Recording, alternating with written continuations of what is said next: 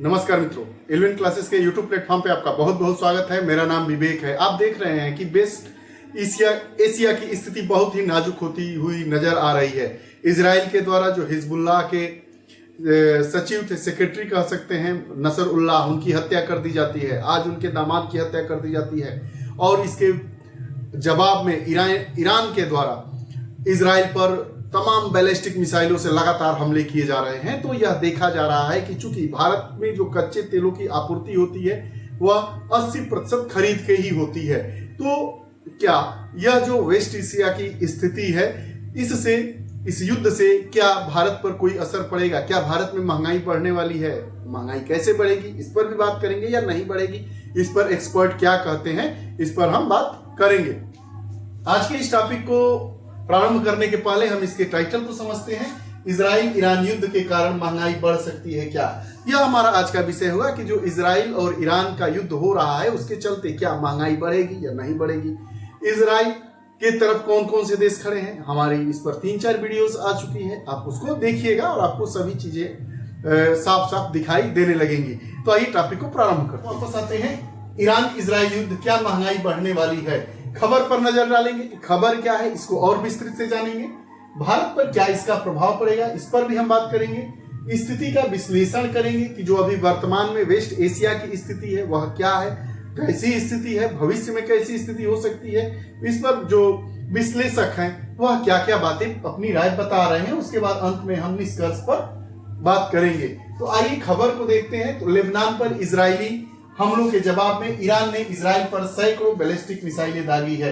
Lebanon पर जो उसके हिजबुल्लाह थे, हिजबुल्लाह को लक्षित करके इजराइल के द्वारा लेबनान में हमला किया जा रहा था। तो जो हिजबुल्लाह के सेक्रेटरी कहेंगे, प्रमुख व्यक्ति कहेंगे, हसन नसरुल्लाह, उनकी हत्या हो जाती है। उनकी हत्या होने के बाद ऐसा लगता है कि लेबनान में एक जो इसके विरोधी वाला खेमा है, अर्थात जो नसरुल्लाह के विरोधी खेमा है, वह कहता है कि अब इनकी स्थिति, हिजबुल्लाह अब डाउन हो जाएगा और एक दूसरे पक्ष का राजनीतिक उभार होगा। इस पर हमने विस्तृत बात की है। उसके बाद ईरान की जवाबी कार्रवाई होती है और यरूशलेम और जॉर्डन नदी घाटी में विस्फोटों की आवाजें, इतना तमाम विस्फोट हो रहा है कि उसकी आवाजें अगल बगल, चाहे वो यरूशलेम हो चाहे जॉर्डन नदी हो की घाटी में विस्फोटों की आवाजें आप सुन सकते हैं। यह जो हमले हुए हैं, इस हमले के बाद से अंतर्राष्ट्रीय स्तर पर तेल की कीमतों में काफी अधिक बढ़ोतरी हुई है। यह जो हमला हुआ है, इससे क्या हुआ है, तेल की कीमतों में काफी बढ़ोतरी हो गई है। जबकि हमले से पहले अधिक आपूर्ति और कमजोर वैश्विक मांग चिंताओं के कारण तेल की कीमतें कम थी।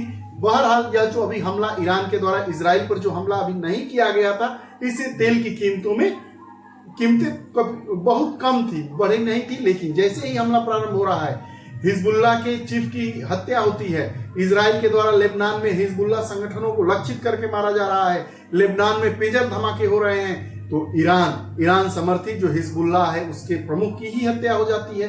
तो ईरान ने उसके जवाब में लेबनान के तरफ से इजराइल पर लगातार बैलिस्टिक मिसाइलों से हमला कर रहा है। तो ऐसा लग रहा है कि वहां जो कच्चा तेल है उसकी कीमतें बढ़ेंगी। अब इसका भारत पर क्या प्रभाव पड़ेगा? अब मुद्रास्फीति की बात करते हैं। तेल की कीमतों में वृद्धि से परिवहन लागत बढ़ जाती है, जिससे वस्तुओं, तेल की कीमत बढ़ेगी तो परिवहन, ट्रांसपोर्ट चार्ज बढ़ेगा, कहीं से कोई सामान ले आने में महंगा हो जाएगा। तो महंगा होगा तो उसका असर सभी सामानों पर होगा। तो वही बात हो रहा है कि तेल की कीमतों में वृद्धि से परिवहन लागत बढ़ेगी, वस्तुओं और सेवाओं की कीमतों में वृद्धि हो जाएगी, समग्र मुद्रास्फीति में बढ़ोतरी हो सकती है। अभी जो हमारा भारत का रिजर्व बैंक है उसने मुद्रास्फीति को लगातार कंट्रोल में रखा है। अब इससे क्या होगा, जो चालू खाता घाटा है, भारत अपनी आवश्यकताओं का 80% से अधिक कच्चा तेल आयात करता है, इसलिए कीमतें बढ़ने से आयात बिल बढ़ जाएगा, जिससे चालू खाता घाटा भी बढ़ जाएगा। वहीं भारतीय रुपए का मूल्य ह्रास होगा। आयात बिल बढ़ने से भारतीय रुपए का मूल्य ह्रास हो सकता है, क्योंकि आयात के भुगतान के लिए विदेशी मुद्रा की मांग बढ़ जाती है। मान लीजिए हम 80% चीजों का आयात करते हैं और क्या होगा, विदेशी मुद्रा की मांग बढ़ेगी तो भारतीय रुपये की कीमत जो घटेगी। अभी देख रहे हैं कि भारतीय मुद्रे की कीमत अभी उतनी नहीं है। 4-5 साल पहले भारतीय मुद्रा मजबूत था, लेकिन आज के डेट में भारतीय मुद्रा कुछ कमजोर स्थितियों में दिखाई दे रहा है। सरकारी खजाने पर इसका दबाव पड़ेगा। अब क्या होता है कि जब तेल की कीमत बढ़ती है तो सरकार उस पर सब्सिडी को बढ़ा देती है ताकि आम जन पर तेल की कीमतों का प्रभाव ज्यादा न बढ़ सके। तो क्या होगा, सरकारी खजाने में कहीं ना कहीं से आपको कमी दिखाई देगी। वही बात कह रहा है कि सरकारी खजाने पर इसका दबाव पड़ने वाला है।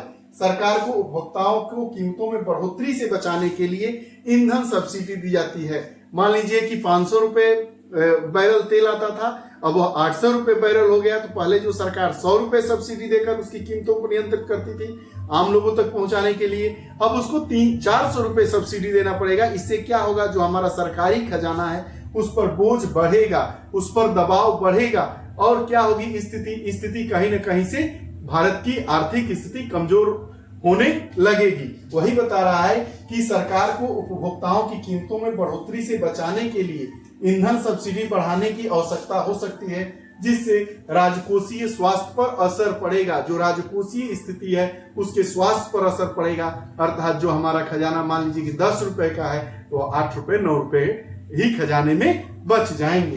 बात करते हैं तो कुछ विशेषज्ञों का मानना है कि कीमतों में यह उछाल अस्थायी है, भू राजनीतिक चिंताओं के कारण है, न कि अस्थायी मांग आपूर्ति परिवर्तनों के कारण। यह क्या है, भू राजनीतिक स्थितियां वैसी आ गई है, 2 देशों में युद्ध छिड़ गया है, नया उसमें पार्टी इन्वॉल्व हो गया है ईरान के रूप में, इसलिए यह अस्थायी कारण है कि कच्चे तेल की कीमतों में बढ़ोतरी हो गई। बहरहाल यह स्थिर होने वाली नहीं है, यह अस्थायी बढ़ोतरी नहीं है। क्यों? क्योंकि यह मांग आपूर्ति परिवर्तनों के कारण यह वृद्धि नहीं हो रही है।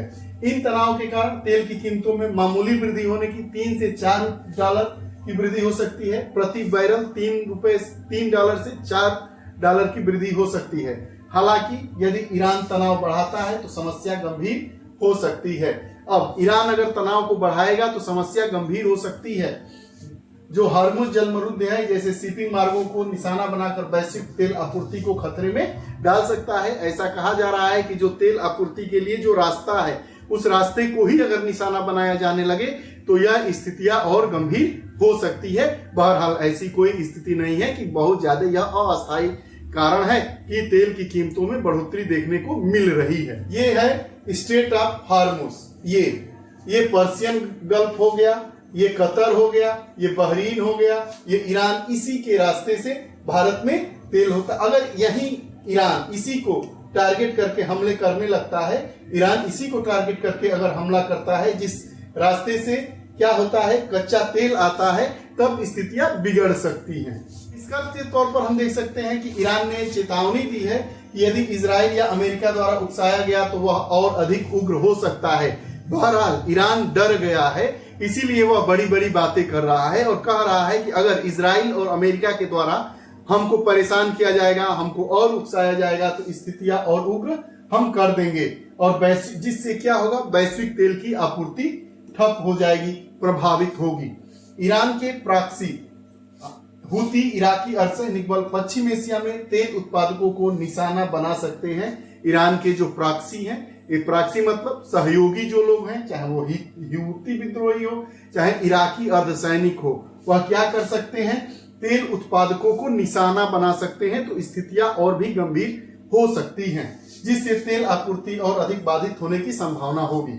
अगर भारत के लिए बात करें तो भारत के लिए इसका तत्कालिक प्रभाव न्यूनतम है, लेकिन यदि स्थिति और बिगड़ी तो ईंधन की कीमतें शीघ्र ही बढ़ सकती है और भारत के आम जनता को प्रभावित करेगी। अगर क्या होगा, जो इसके प्रॉक्सी लोग हैं, चाहे वह हूती विद्रोही हो चाहे इराक के जो अर्धसैनिक बल हो, उनके द्वारा अगर जो तेल उत्पादक चीजें हैं उन पर हमले कर दिए गए या रास्ते को रोका गया तो स्थितियां बद से बदतर हो सकती है। बहरहाल जो अभी तेल की कीमतों में प्रति बैरल $3 से $4 की बढ़ोतरी दिखाई दे रही है, विश्लेषक बता रहे हैं कि यह एक अस्थायी कारण है।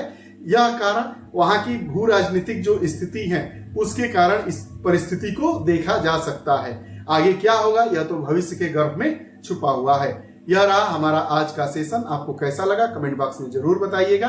अगर आप हमारे इल्विन क्लासेस चैनल से नहीं जुड़े हैं तो कृपया चैनल से जुड़िए, बेल आइकन का बटन दबाइए ताकि जो भी वीडियोस आए उसका नोटिफिकेशन आप तक पहुंचे और आप उसका लाभ उठा सकें। बहुत बहुत धन्यवाद।